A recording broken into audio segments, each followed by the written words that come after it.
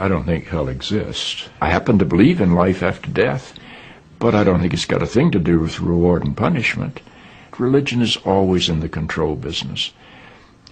And that's something people don't really understand. It's in the guilt-producing control business.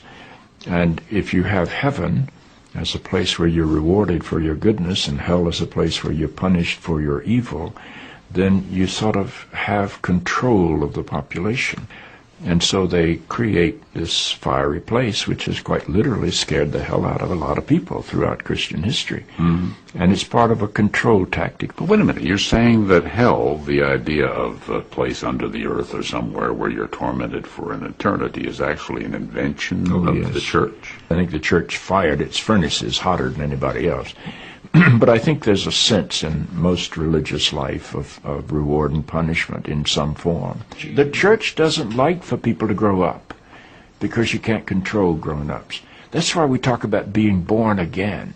When you're born again, you're still a child.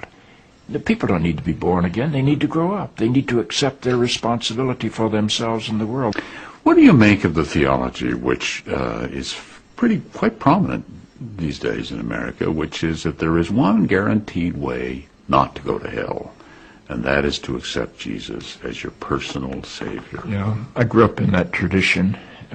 Every church I know claims that we are the true church, and they have some ultimate authority. We have the infallible Pope, we have the inerrant Bible.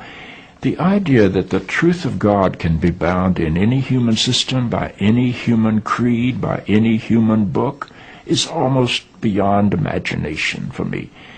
I mean, God is not a Christian. God is not a Jew or a Muslim or a Hindu or a Buddhist. All of those are human systems which human beings have created to try to help us walk into the mystery of God. I honor my tradition.